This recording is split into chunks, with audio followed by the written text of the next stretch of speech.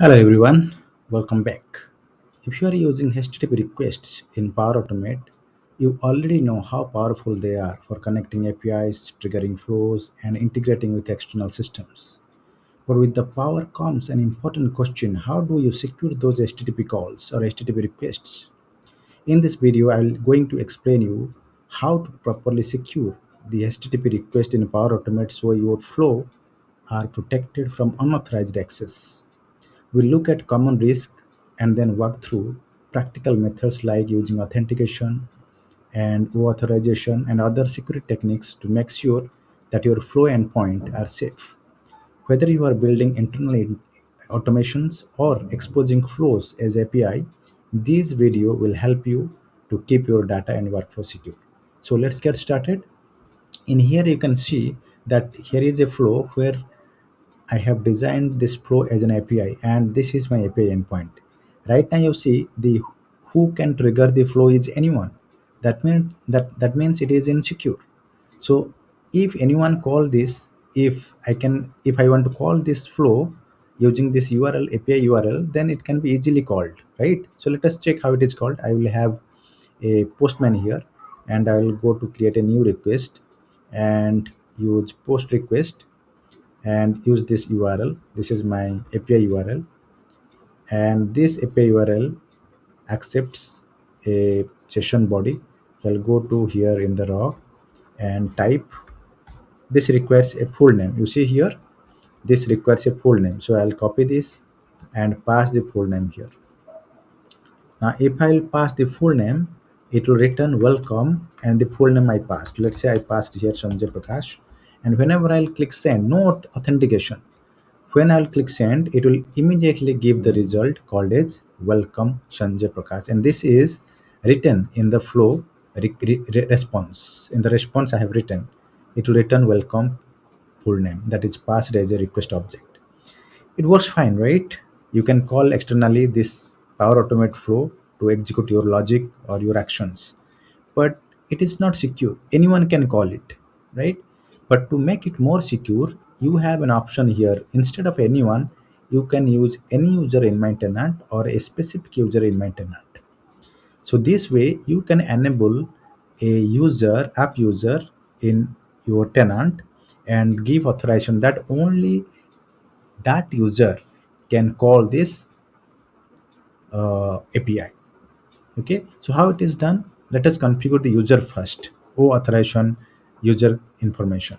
To do that, you have to navigate to the portal.azure.com, and here you have to create a application user.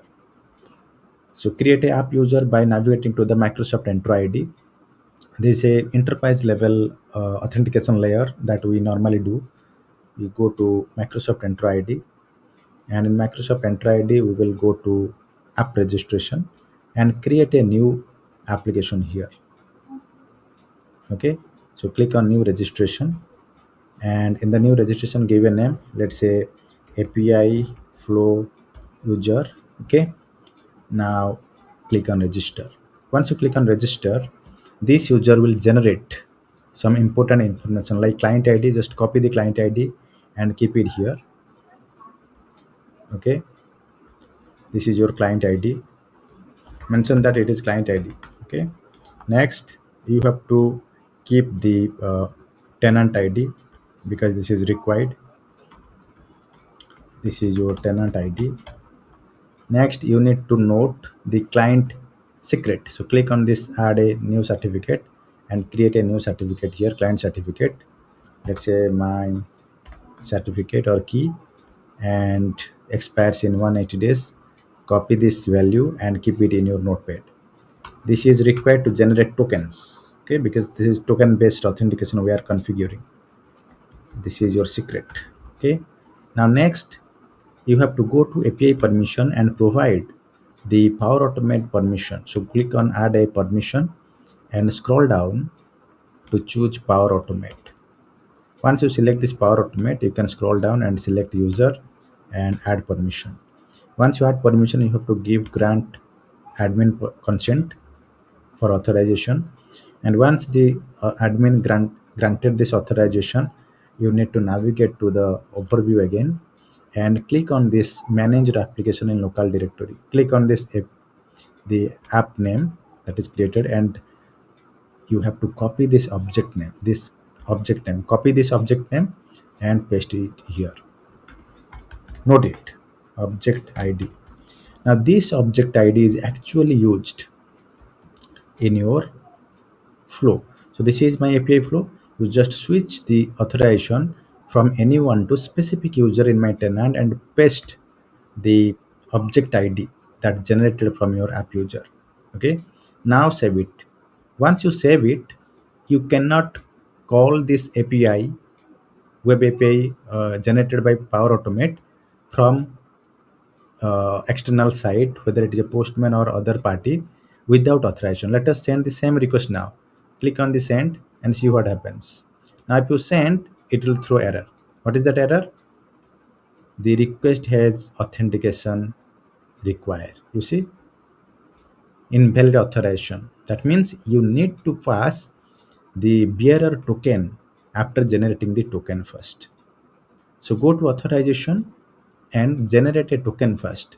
How to generate a token? You can directly go to the, if you have already a token, just click on bearer token and paste it here.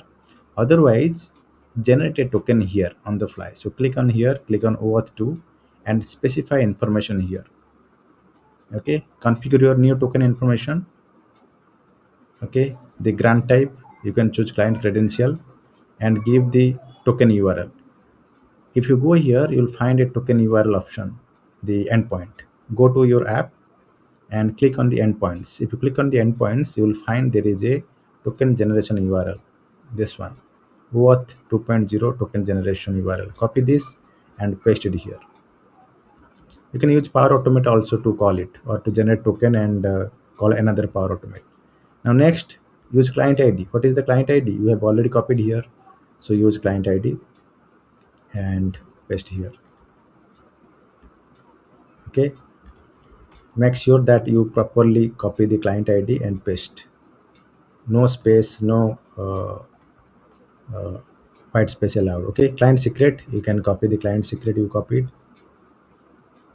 Okay, and in the token generation URL, the tenant ID is used. Okay, next, scope. In the scope, you need to pass this one. The scope is nothing but the URL of the service, the Power Automate service. Okay, now you can go to, I have already stored that, let me just check it. So this is the scope you need to pass. Service.flow, then dot default, double slash dot default. Make sure it should be double slash then dot default at last. HTTPS service.flow.microsoft.com, then slash double slash dot default. Okay, now you just try to generate the token. Click on the get new token. Now it will connect to your scope and try to generate the token, and click on this. Now you see the access token is created. Use this token. Click on the use this token so that whenever you send this call, send a request to this API, then it will send the token that is generated right now. Click on the send. Now this time everything will work fine. Okay, now if it is not working, you can do one thing. You can just get the access new token and click on proceed. Now copy this token code.